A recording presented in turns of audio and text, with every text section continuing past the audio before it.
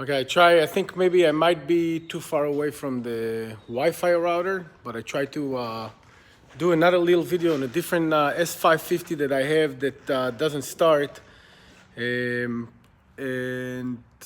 it's the other side of the shop, so I'm going to try and go there, but the findings were a little more complicated than the other S550 that we've done on Friday. I don't know if you watched the videos on Friday, but this one ended up having a bad engine control unit, so I'm going to go closer to the car and show you. But this car came that everything was lights coming on the dash and everything. You put the key in, you hear that the car is trying to start, but something is happening in the communication in the middle. I tried to, of course, troubleshoot to see if it's a battery, a starter, or anything of that nature, and it wasn't anything like that. I went through the signal acquisition module. The thing on this car was also that I didn't have any fault codes on anything. So I connect the diagnostic socket and everything come back good. So the way I found out eventually that it's the engine control unit, and I'm going to explain you about the engine control unit and the complications in that, is because I went into the engine control unit, I wanted to update the software and see if I have any problem with the software itself or something of that nature. And when I was trying to log into the engine control unit, which is considered as the motor electronics, couldn't get communication with the motor electronics. Now, motor electronics is considered the theft-relevant part, theft-related part, and you can't change it if you're not licensed to buy that from Mercedes. And even if you're licensed to buy it from Mercedes, if you don't have the Xenetry, which is the Mercedes software, you can't install or adapt it to the car, which in that case, we do have all the information, everything we need, so we actually do them. We do them on a regular basis. Pedro, thanks for watching, buddy. Appreciate it. But this is the new engine control unit. I got it today. This is the old engine control unit. I put all the electrical back in so I can actually go ahead and install that. And by the way, anytime you deal with the electricity in the car, make sure you disconnect the battery unless you need the battery to be on to test values or something of that nature.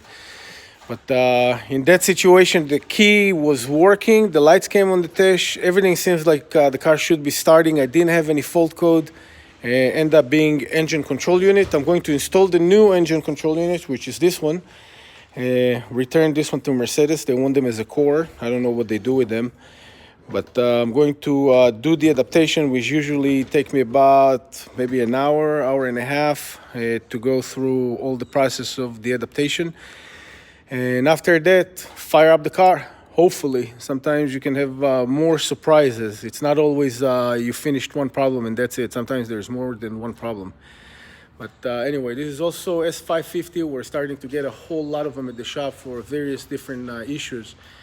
And one of the things also that I found on this car is, again, the fact that there is water on the drains. So on the car itself, I actually went ahead and cleared it already, but you know, these drains over here, well, actually we got to do a better job on that.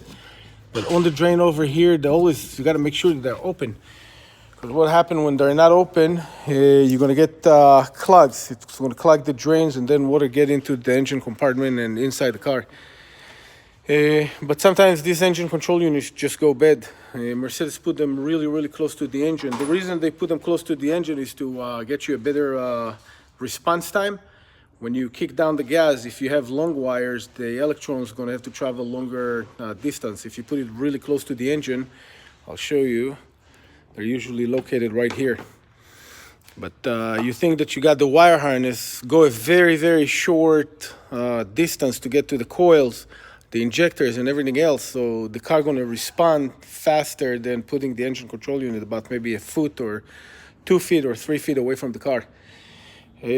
But anyway, I'm going to go ahead and connect my battery charger, connect the Xenetry, and go ahead and program the computer and hope to fire it up. So after I fire it up, I'll do a little video again to show you how good it is to feel that you fixed the car. But other than that, that's it. Thanks for watching. And I got one more S-Class. I don't know if you guys watched the other S-Class on Friday that we were working. We got the green light from the customer to go ahead and fix it. So we're welding the wire harness right now, working on that as we speak. After we're done with the wire harness, we'll put back again the fuse box and the signal acquisition module and try to go through programming and see, and hopefully that's going to fix the problem.